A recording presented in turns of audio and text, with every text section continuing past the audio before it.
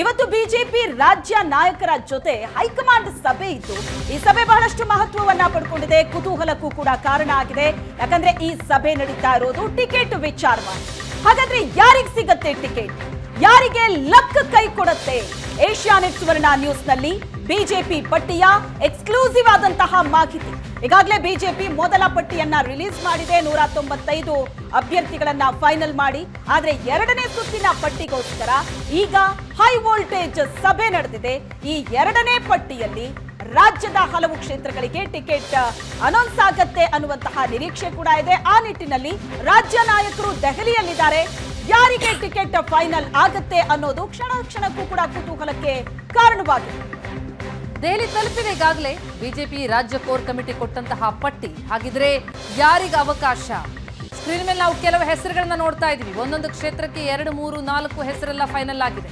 ಆ ಹೆಸರುಗಳನ್ನ ಈಗಾಗಲೇ core committee ಕಳಿಸ್ಕೊಟ್ಟಿದೆ. ಬೆಳಗಾವಿಗೆ ಶ್ರದ್ಧಾ ಶೆಟ್ಟರ್, ಹಾಗೆ ಮೈಸೂರಿಗೆ ಪ್ರತಾಪ್ ಸಿಂಹ ಮತ್ತು ಅಪ್ಪಚ್ಚು ರಂಜನ್, ಹೀಗೆ 2, 3, 4 ಹೀಗೆ ಒಂದೊಂದು ಕ್ಷೇತ್ರಗಳಿಗೂ ಕೂಡ ಸಾಕಷ್ಟು ಹೆಸರುಗಳನ್ನ ಶಿಫಾರಸು ಮಾಡಲಾಗಿರುವಂಥದ್ದು. ಆ ಹೆಸರುಗಳಲ್ಲಿ ಫೈನಲ್ ಆಗೋದು ಯಾವುದು ಅನ್ನೋದೇ ಈಗಿರುವಂತಹ ಕುತೂಹಲ. ಮಾಜಿ ಸಿಎಂ ಜಗದೀಶ್ ಶೆಟ್ಟರ್ ಹೆಸರನ್ನ 2 ಕ್ಷೇತ್ರಗಳಿಗೆ ಶಿಫಾರಸು ಮಾಡಲಾಗಿದೆ.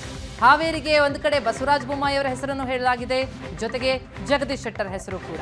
ಹಾಗಿದ್ರೆ ಯಾರಿಗೆ ಅವಕಾಶ? ಜೊತೆಗೆ ಕಾಂತೇಶ್ ಹೆಸರು ಕೂಡ ಇರುವಂತದ್ದು ಹಾವೇರಿಗೆ.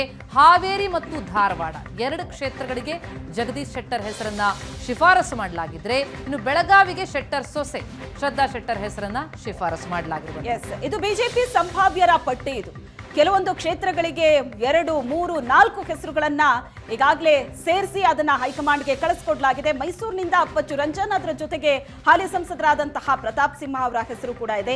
ಈ 2 ಹೆಸರಲ್ಲಿ ಯಾವ್ದು ಫೈನಲ್ ಆಗುತ್ತೆ ನೋಡ್ಬೇಕು. ಇನ್ನು ಹುಬ್ಬಳ್ಳಿ ಧಾರವಾಡ ಪ್ರಹ್ಲಾದ್ ಜೋಶಿ ಅವರಿದ್ದಾರೆ, ಆದ್ರೆ ಜಗದೀಶ್ ಶೆಟ್ಟರ್ ಅವರ ಹೆಸರು ಕೂಡ ಅಲ್ಲಿ ಶಿಫಾರಸು ಮಾಡಲಾಗಿದೆ. ಯಾರ ಹೆಸರು ಅಂತಿಮವಾಗಿ ಫೈನಲ್ ಆಗುತ್ತೆ ಅಂತ, ಯಾಕಂದ್ರೆ ಜಗದೀಶ್ ಶೆಟ್ಟರ್ ಅವರ ಹೆಸರು ಹಾವೇರಿಗೂ ಕೂಡ ಮೆನ್ಷನ್ ಮಾಡಿದ್ದಾರೆ.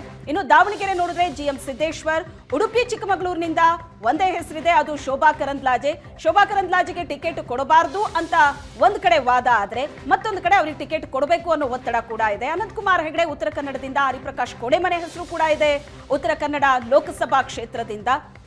2 ಹೆಸರು, 3 ಹೆಸರು. ಇನ್ನು ವಿಶ್ವೇಶ್ವರ ಹೆಗಡೆ ಕಾಗೇರಿ, ಕಳೆದ ಬಾರಿಯ ವಿಧಾನಸಭೆ ಚುನಾವಣೆಯಲ್ಲಿ ಸೋತಂತಹ ವಿಶ್ವೇಶ್ವರ ಹೆಗಡೆ ಕಾಗೇರಿ ಈಗ ಮುಂದಿನ ಲೋಕಸಭೆ ಟಿಕೆಟ್ಗೋಸ್ಕರ ಪ್ರಯತ್ನ ಪಡ್ತಿದ್ದಾರೆ, ಕೇಳ್ತಿದ್ದಾರೆ ಟಿಕೆಟ್ ಅಂತಲೂ ಇತ್ತು. ಈಗ ಅವರ ಹೆಸರು ಕೂಡ ಇದೆ.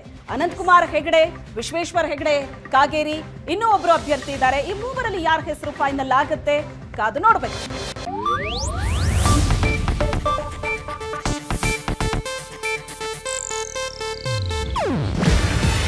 ಇದು ಏಷ್ಯಾನೆಟ್ ನ್ಯೂಸ್ ನೆಟ್ವರ್ಕ್ ಪ್ರಸ್ತುತಿ. ನೀವು ನೋಡ್ತಿದ್ದೀರಾ ಏಷ್ಯಾನೆಟ್ ಸುವರ್ಣ ನ್ಯೂಸ್.